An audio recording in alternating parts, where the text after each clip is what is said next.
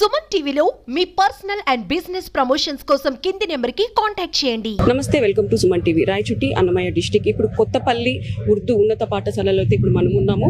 ఇక్కడ ఒక ఉపాధ్యాయునికి ఒక దారుణం జరిగింది. విద్యార్థులు ఉపాధ్యాయుని మధ్యన ఘర్షణ అయింది. అటువంటి సమయంలో మరణించారు. పిడిగుడ్లతో గుద్దారు చెస్ట్ పైన అని కూడా చెప్తున్నారు. అదే విధంగా తన భార్య ఏమంటుందంటే, నా భర్త చాలా హెల్తీగా ఉన్నాడు, బీపీ షుగర్ అట్లాంటి హెల్త్ ఇష్యూస్ అయితే ఏమీ లేదు, అసలు ఇది దారుణం ఎలా జరిగింది అని చెప్పి విచారణ అయితే జరుగుతుంది. పోలీసులు కూడా అన్ని కోణాల్లో కూడా విచారిస్తున్నారు. ఇప్పుడు తను పనిచేస్తున్నటువంటి స్కూల్ అయితే ఇది ఇక్కడ ఉంది కదా, ఈ స్కూల్లోనే తనైతే పనిచేస్తున్నాడు, కొత్తపల్లి ఉర్దూ ఉన్నత పాఠశాలలో. ఇప్పుడు దారుణం జరిగింది. ఇదే దారుణం ఇంకొకరికి జరగకూడదు అంటే ఖచ్చితంగా దీనికి న్యాయం అయితే జరగాలి, జస్టిస్ కావాలి అని చెప్పి వాళ్ళ భార్య కూడా అడుగుతున్నారు. ఇప్పుడు మనం వాళ్ళ భార్య వర్షన్ తీసుకుందాం. మేడం, ఈ సంఘటన జరిగిన ఎంతసేపటికి మీకు విషయం తెలిసింది? మేడం, నాకు సంఘటన జరిగింది మాత్రం 7th పీరియడ్ అని నాకు అర్థమైంది మేడం. ఎందుకంటే 2:30 తర్వాత అది జరిగింది. వాళ్ళు ఎందుకంటే అది జరిగిన తర్వాత చాలా సేపు అక్కడ పెట్టేసి మళ్ళీ హాస్పిటల్ తీసుకెళ్లి అక్కడంతా డెడ్ బాడీ అయిపోయిన తర్వాత నాకు ఫోన్ చేసినారు మేడం. ఎంతకు చేస్తారంటే 3:45 ఫోన్ చేసినారు నాకు.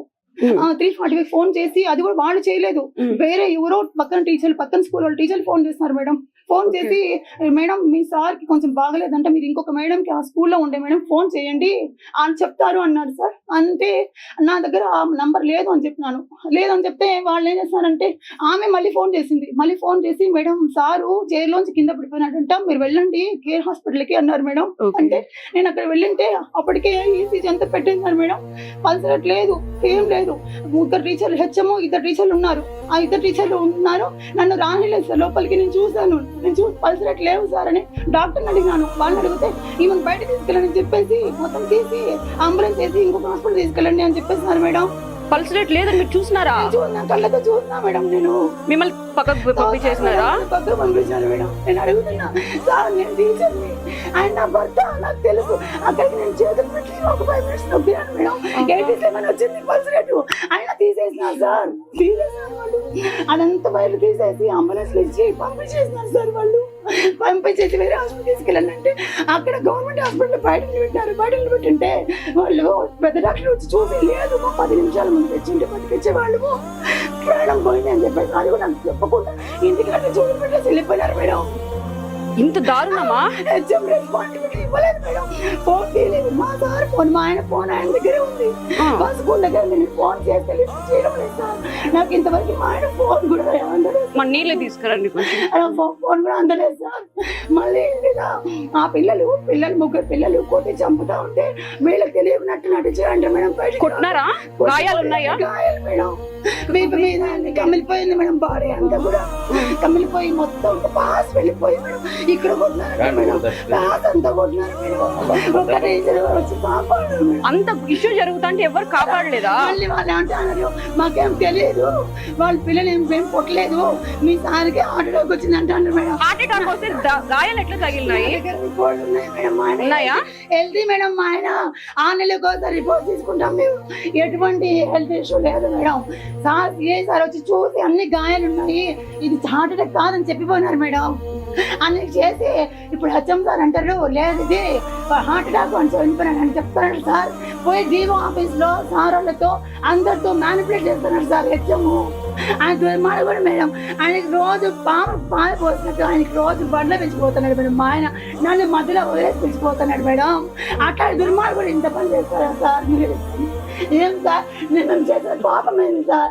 నాకు పిల్లలు లేరు, మా ఆయన పిల్ల మేడం. ఆయన నేను బిడ్డ, నాకు ఆయన బిడ్డ. అలాంటి వాళ్ళు చంపేశారు. నేను ఏం చేయాలి సార్? మీరు చెప్పండి. ఏం చేయాలి సార్? మీరు చెప్పండి సార్. ఇప్పుడు అన్ని కూడా మార్చి చెప్తాను సార్. వీళ్ళు ఎట్లా చేస్తున్నారు సార్? నా పరిస్థితి పోయిన మా ఆయన తెచ్చిస్తారా? ఇప్పుడు పిల్లల్ని కాపాడడానికి ట్రై చేస్తాను మేడం. వాళ్ళు ఎన్నో క్లాస్ పిల్లలు మేడం? 9th క్లాస్ 3 పిల్లలు. టీచర్లు మొత్తము ఈ నిన్న సాయంత్రం వెళ్ళి పేరెంట్స్ అన్నారంట మేడం, టీచర్స్ అన్నారంట మంచి పని చేస్తున్నారు పిల్లలు అన్నారంట మేడం. కాంప్లిమెంట్ ఇచ్చారు. ఎవరనింది? ఆ స్టాఫ్ పోయి అన్నారంట మేడం. ఆ విలేజర్స్ మరీ చెప్పి పంపిస్తాను పేరెంట్స్. అప్పుడు విలేజర్స్ అందరూ కూడా మీరు రాండి కొడతాం మీకు అని చెప్పేసి అన్నారంట మేడం. అంటే దీని వెనకాల ఎవరు వస్తామందో మీకు తెలుసు కదా మేడం. హెచ్ఎంతో సహా స్టాఫ్ అందరూ కలిసి పిల్లలు ప్రొవోక్ చేసి 9th క్లాస్ పిల్లలతో కొట్టించినారు మేడం, చంపించినారు మేడం. మా ఆయనకి ఎటువంటి కక్షలు లేవు. మీరు అడగండి, మీరు ఏ స్కూల్లో పని చేస్తారు అన్ని స్కూల్ వెళ్ళి అడగండి మేడం. చెన్నూరులో పనిచేస్తాడు 7 సంవత్సరాలు. తర్వాత ఇక్కడ మార్కెట్ హై స్కూల్లో 9 సంవత్సరాలు, డైట్ లో 5 సంవత్సరాలు. తర్వాత వచ్చేసి ఇక్కడ సార్ ఇప్పుడు కొత్తపల్లికి వచ్చినాడు మేడం. 22 సంవత్సరాల సర్వీస్ మా ఆయనకి. రాజంపేటలో 1 సంవత్సరం. ఎక్కడన్నా మా ఆయన చిన్నది మార్చుకుంటాడు బంగారం. మా ఆయన చాలా బంగారం సార్. ఎటువంటి చెడు అలవాట్లు లేవు, ఎటువంటి అలవాట్లు లేవు సార్, ఏమీ లేవు. ఒకరికి అన్యాయం చెడు, ఒకరికి 1 రూపాయి తీసుకోడు, వాళ్ళకే పెడతాడు సార్ మా ఆయన. ఎవరు బాగలేదంటే డబ్బు తీస్తారు మేడం. మొన్ననే మా స్కూల్లో పాప పేరెంట్స్ చనిపోయాయంటే 3000 వచ్చి ఇచ్చిపోయాను మేడం.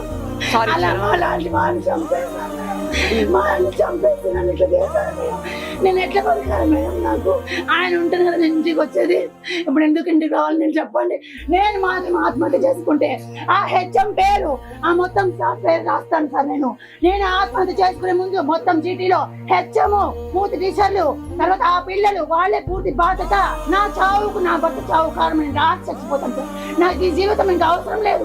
నా బిడ్డల కోసం నేను బతుకున్నా, నా భర్త నా బిడ్డను బతుకున్నా. అలాంటి నా భర్తని చంపేస్తున్నారు. నేను ఎవరి కోసం బతకాలి చెప్పండి? నేను ఎవరి కోసం అన్నం తినాలా చెప్పండి తల్లి? నేను చస్తే మాత్రం నోట్ రాసి నేను మొత్తం యూట్యూబ్ ఫేస్బుక్ లో అన్ని సర్క్యులేట్ చేసి చచ్చిపోతాను. వాళ్ళే చేసింది హెచ్ఎం వాళ్ళ టీచర్స్ చేస్తున్నారు. ఇదంతా కూడా ఇదే మేడం చేసింది. వాళ్ళు చేసి ఇప్పుడు అన్ని అబద్ధాలు మాట్లాడుతుండ్రు మేడం. హెచ్ఎం నా షబ్బీరు వాడు రోజు ఫోన్ చేసేవాడు. తినే అన్నం గిన్నె వదిలేసి వెళ్ళేవాడు. మా ఆయన బండిలో ఫోన్ చేస్తాడు సార్. ఫోన్ చేసేది సార్ ఎజాజ్ సార్ ఎక్కడ ఉన్నాడు రా, నేను అడిగినా అంటే తినే గిన్నె వదిలేసి తినే టిఫిన్ అంటే కూడా లేదు. మా హెచ్ఎం సార్ ఫోన్ చేస్తాడు. అనేసి పోయి అక్కడ బంగ్లా దగ్గర నుంచి ఇక్కడ చెక్ పోస్ట్ దగ్గర నుంచి పోయి స్కూల్లో దింపేసి అలాంటి వాళ్ళు ఇప్పటి వరకు వాళ్ళ స్కూల్ నుంచి ఏ ఒక్కరు వచ్చింది లేదు. లేదు మేడం, ఏ ఒక్క స్టాఫ్ రాలేదు ఇప్పటి వరకు. హెచ్ఎం తో సహా ఏ ఒక్క స్టాఫ్ నా భర్తను చూడడానికి కానీ ఫోన్ అని చెప్పి మా ఆయన ఫోన్ వాళ్ళ దగ్గరే ఉంది. వాళ్ళ దగ్గర ఉంది మేడం. నాకు ఫోన్ ఇవ్వలేదు వాళ్ళు. ఏం చేస్తున్నారో మళ్ళీ వాళ్ళు ఏం అభిప్రాయంతో ఇవ్వలేదు. ఏమైనా ఆధారాలు ఉన్నాయి, ఏమైనా ఉన్నాయనుకోని ఇవ్వలేదేమో నాకు తెలియదు. కానీ మొత్తానికి నా భర్త ఫోన్ నాకు ఇవ్వలేదు. వాళ్ళ కంట్రోల్లో పెట్టుకుంటారు సార్. ఇదంతా ఏం చేయడానికి వాళ్ళ వెనకాల ఏం ఉద్దేశం ఉందో భగవంతుడు తెలియాలి. అక్కడ పిల్లల్ని ఏమన్నా విచారించారు? అక్కడ పిల్లలే చెప్తున్నారు, పక్కన పిల్లలే చెప్తున్నారు. విచారిస్తే పేరెంట్స్ చెప్తున్నారు. కానీ టీచర్లు కొంతమంది చెప్పి ఈ రోజు చెప్పడానికి వెనకాడుతారంటే వాళ్ళు కూడా వాళ్ళ ఉచ్చులో బిగించిపోయారు. అంటే ఇదంతా కలిసి ప్లే ప్లాన్ గా చేస్తారు వాళ్ళు టీచర్స్. ఎందుకంటే ఒకరి మాట చెప్తే ఇంకొకరు బయటకు వస్తారని అందరూ మూకమ్మడిగా ఒకరికొకరు లాభం పొందేసి దీన్ని కప్పి బయటపడని చూస్తాను మేడం. నా భర్త చాలా మంచోడు మేడం. 5 పూటలు మా చేస్తాడు నా భర్త. 1 రూపాయి తీసుకోడు, ఒక వడ్డీ లేదు, ఒక లంచం లేదు, ఒక అన్యాయం లేదు, ఒక అబద్ధం లేదు. నా భర్త బంగారం మేడం. అలాంటి వాళ్ళు చంపేశారు మేడం. వాళ్ళు మనుషుల రాక్షసులా సార్? ఎలా సార్ వాళ్ళు చంపేసింది? ఎలా చంపుతారు వాళ్ళు? అలాంటి వాళ్ళకి ఎలాంటి శిక్ష ఖచ్చితంగా మేడం. వాళ్ళకి యావజ్జీవ కారాగారం లేదా ఉరి శిక్ష వేయండి మేడం. ఒక హత్య చేసిన వాళ్ళకి ఎలా వదిలే ప్రసక్తే లేదు మేడం. నిజంగా న్యాయస్థానం మీద నమ్మకం ఉంటే, భారత రాజ్యాంగం మీద ఎవరికి భారత ప్రజలకు నమ్మకం ఉంటే మీరు అందరూ దయచేసి నా భర్త కోసం పోరాడండి మేడం. మీడియా త్రూ మీరందరూ పోరాడండి. వాళ్ళకి ఖచ్చితంగా ఉరి శిక్ష లేదా యావజ్జీవిత కారాగార శిక్ష పాల్సిందే. ఎక్కడి నుంచి హెచ్ఎం స్టాఫ్ దగ్గర నుంచి వాళ్ళకందరికి ఉద్యోగం డిస్మిస్ చేయండి మేడం. సస్పెన్షన్ కూడా అవసరం లేదు. వాళ్ళు అటువంటి ఉద్యోగానికి పనికే రారు. ఒక టీచర్ ఉద్యోగం చేస్తూ ఉండి వాళ్ళందరూ కూడా ఒక టీచర్ చంపేసినారు మేడం. వాళ్ళందరూ కూడా వాళ్ళకి ఉద్యోగాలు అవసరం లేదు. వాళ్ళకి అవసరమే లేదు సార్ ఉద్యోగాలు. వాళ్ళని డిస్మిస్ చేయించండి దయచేసి. మీ దండం పెడతా, మీకు మీ కాళ్ళు ముక్కుతాను మేడం. చనిపోయే ముందు చెప్పిన ఈ పిల్లలు నన్ను కొట్టినారు సార్, వీళ్ళ మీద కేసు పెట్టండి అని చెప్పాను. అది కూడా చెప్పలేదు నాకు. వాళ్ళు వేరే పక్కన వీళ్ళ వాళ్ళు చెప్పినారు మేడం. మా ఆయన చెప్పినంట సార్ ఈ పిల్లల మీద కేసు పెట్టండి సార్ వీళ్ళు అని చెప్పాను. వీళ్ళు కుట్టుకోలేపోలే ముందు చెప్పి చచ్చిపోయినట్టు ఆ మాట చెప్పాడు. నా భర్త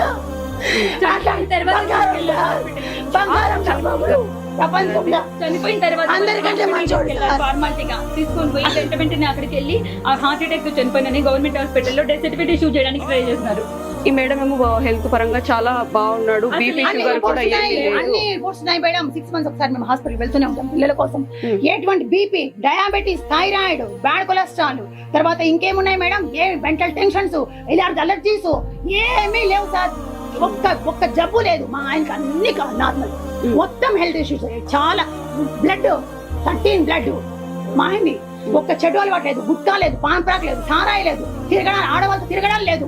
ఇటువంటి చెడ్డ అలవాటు లేకుండా 5 పూటలు నమాజ్ చేసుకుని బతికే నా భర్తనే చేతులను చంపేసి ఈరోజు నా జీవితాన్ని చీకటి చేస్తారు సార్. వీళ్ళు ఉపాధ్యాయులు చెప్పండి. వీళ్ళకి ఉదయం మీరే మాట్లాడండి సార్.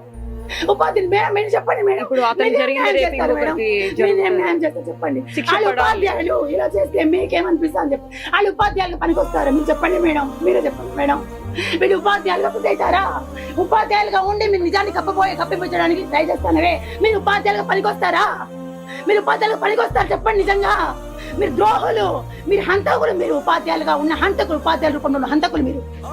ఏం మేడం ఇలానే చేసేది? 15 ఏళ్ల పిల్లోడు 14-15 ఏళ్ల పిల్లలు అంత బ్లడ్ రాకుండా అంత కమిలిపోయేటట్లు కొట్టినారంటే ఎవరైనా టీచర్స్ వెనక పక్క నుంచి ప్రోద్బలం లేకుండా వాళ్ళు కొట్టింటారా?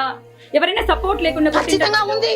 అందుకే వెళ్ళి పిల్లల్ని అప్రిషియేట్ చేస్తాను సార్. ఇప్పుడు ఈ రోజు ఉదయం వెళ్ళి అప్రిషియేట్ చేస్తానంటే పిల్లల్ని వాళ్ళు బాగా చేస్తాను, మీరు మంచి పని చేస్తారన్నారంట. వాళ్ళు ఈ విషయం మీకు ఎలా తెలుసు? ఊళ్ళో వాళ్ళు చెప్పినారు.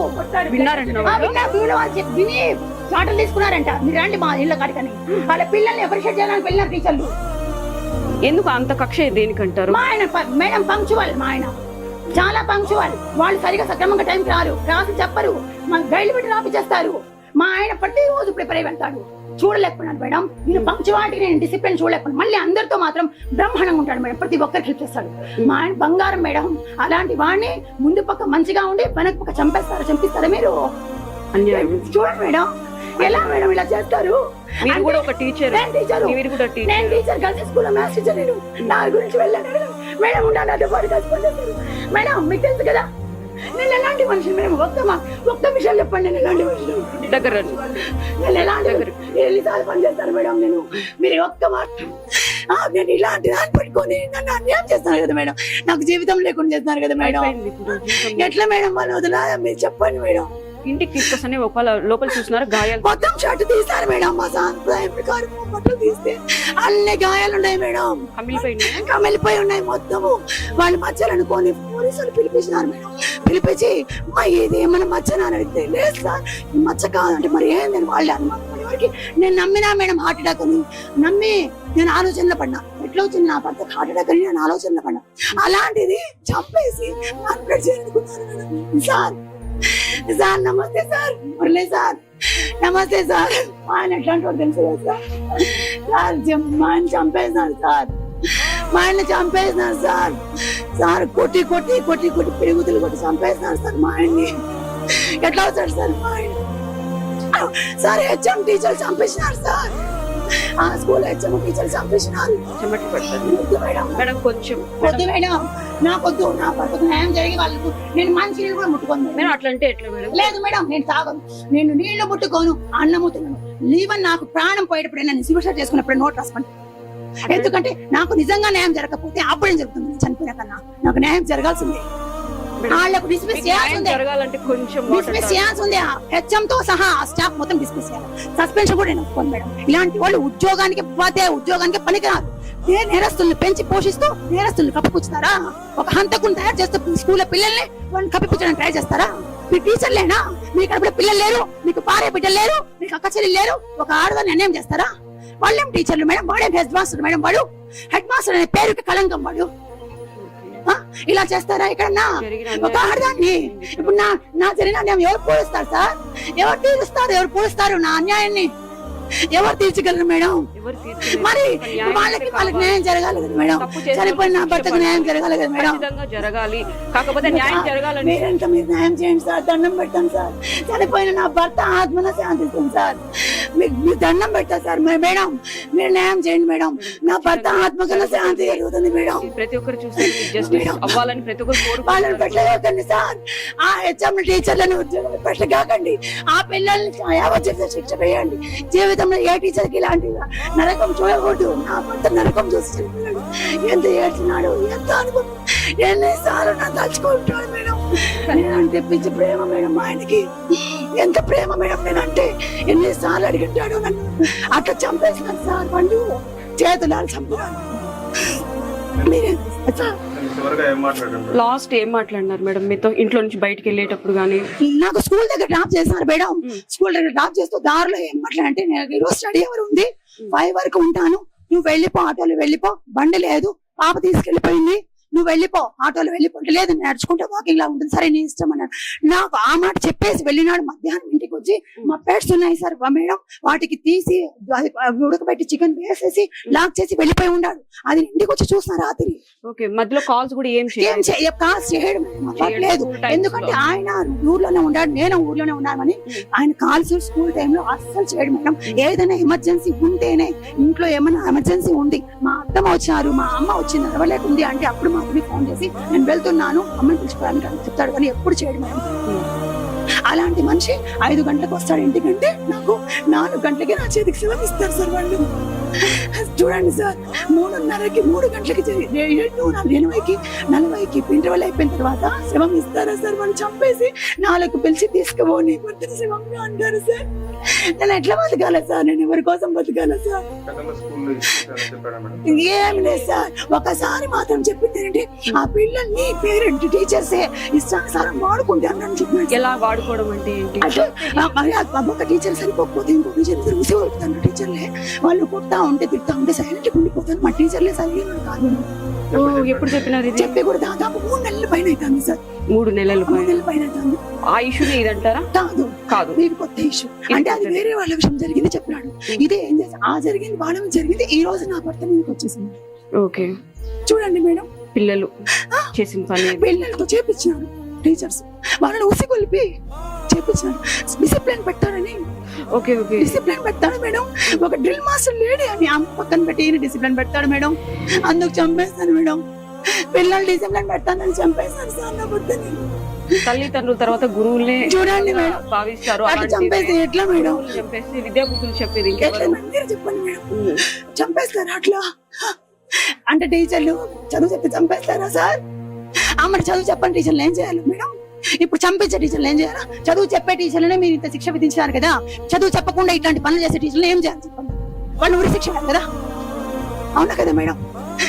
థ్యాంక్స్ మేడం, మీ ఆన్సర్కి నేను నిజంగా నేను అది జరుగుతుందో లేదో నేను మనస్ఫూర్తిగా అభినందిస్తున్నా. చదువు చెప్పే టీచర్లు మీరు చంపేస్తే చదువు చెప్పండి టీచర్లను ఏం చేయాలి? ఉరి శిక్ష వేయాలి. చదువు చెప్పండి టీచర్లను. పిల్లలకు గైడ్లు పెట్టి రాపించే టీచర్లు ఏం చేయాలి?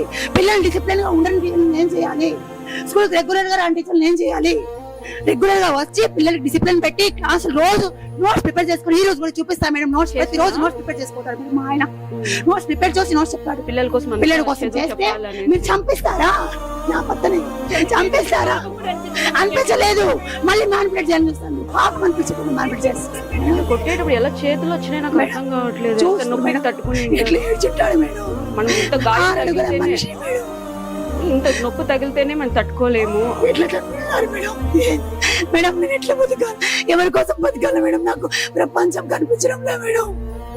నాకెవరు లేరు మేడం, నాకెవ్వరు లేరు. నాకు మా ఆయన తప్ప నాన్న లేడు, అన్న లేడు, తమ్ముడు లేడు, భర్త లేడు, బిడ్డ లేడు మేడం. పిల్లలు లేరు లేరు మేడం. ఆయన నా బిడ్డ చంపేశారు మేడం. ఏం చేయాలి చెప్పండి? పోస్ట్ మార్టం అయిందా మేడం? అక్కడ జరుగుతుందా? చూడండి మేడం, ఏం చేయాలి? Okay madam. మేడం పరిస్థితి అసలు ఏం జరిగింది?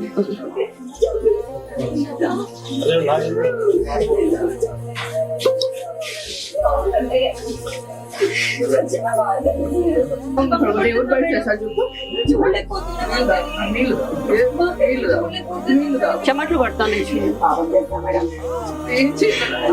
చెప్పండి, మీతో పడకాల్సి ఎన్ని సంవత్సరాలు పనిచేస్తాం? మంచి కాలం లేదండి. చూడండి మేడం, ఏ పిల్లల్ని అన్యాయం చేయండి కదా మేడం, దేవుడు నన్ను అన్యాయం చేస్తాను. ఇప్పుడు నిన్నటి ఇన్సిడెంట్ మీద ఈరోజు స్కూల్ సందర్శించాము. టీచర్లతో మాట్లాడుతున్నాము. అదేవిధంగా పిల్లలతో కూడా డిస్కస్ చేయడం జరుగుతుంది.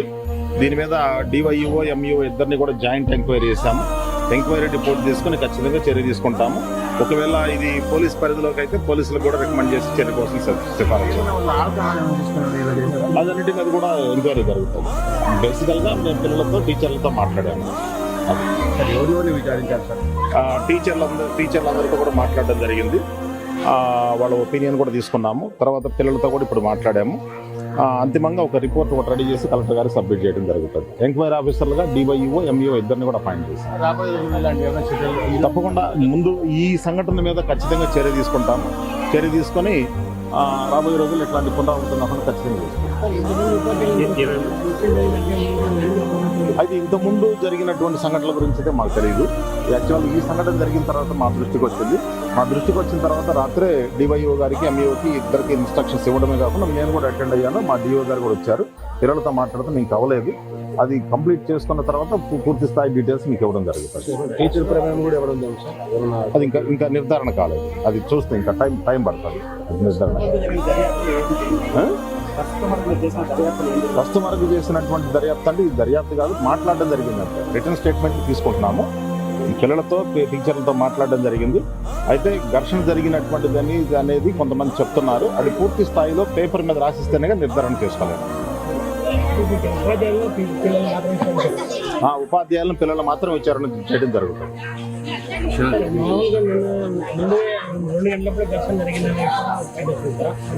ఆ టైం గురించి కూడా నాకు తెలిసింది ఏంటంటే మా టీచర్లతో కొంచెం మాట్లాడినప్పుడు అది 7th పీరియడ్ ఆ ప్రాంతంలో జరిగినట్టుగా చెప్తున్నారు. ఏదైనా సరే పేపర్ స్టేట్మెంట్ అన్ని తీసుకుంటాము. తీసుకున్న తర్వాత పూర్తి స్థాయి నిర్ధారణ కావడం జరుగుతుంది. అంటే ఇప్పుడు ఎంక్వైరీ జరుగుతుంది కదా, ఎంక్వైరీ పూర్తయిన తర్వాత ఇస్తాము. కలెక్టర్ గారికి కూడా మా డిఓ గారు బ్రీఫ్ చేస్తారు. లేదు మాట్లాడాలి, ఇది జరుగుతాయి.